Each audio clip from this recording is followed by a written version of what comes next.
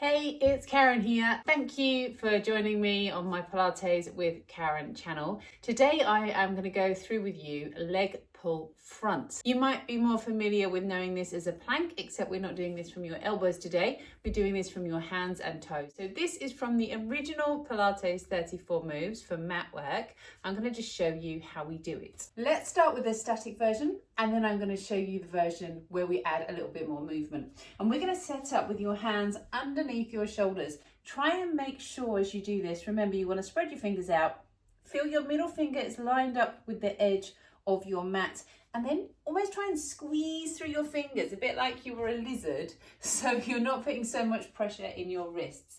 Then I want you to feel you gently allow your shoulders to come back. So you're trying to feel the chest is forwards. We're not looking down to the floor. I always say to my participants, we're looking out to the end of your mat like a hungry lion, rather than looking down to the floor, looking down to your thighs. Feeling like you've got this nice line from the crown of your head down to your tail. Now to set it up, I like to start with a hover. It makes it easier.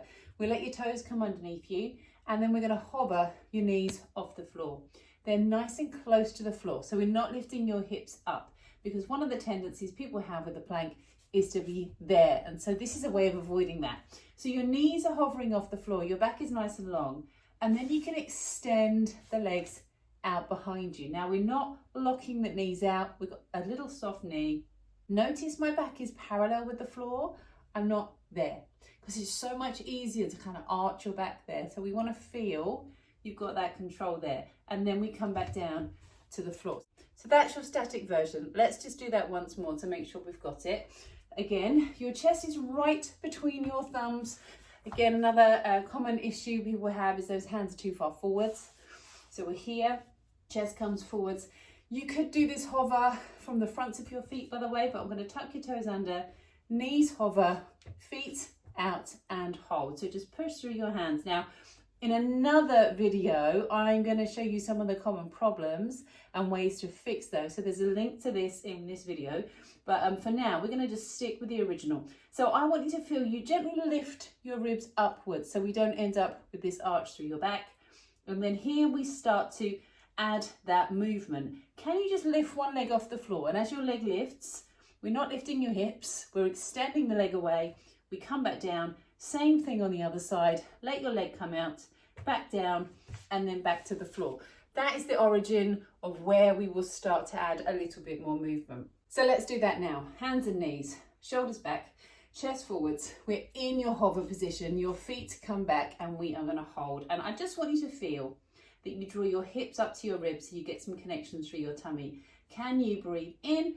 On your out breath, we're going to lift your leg. Breathe in, extend that leg out behind you.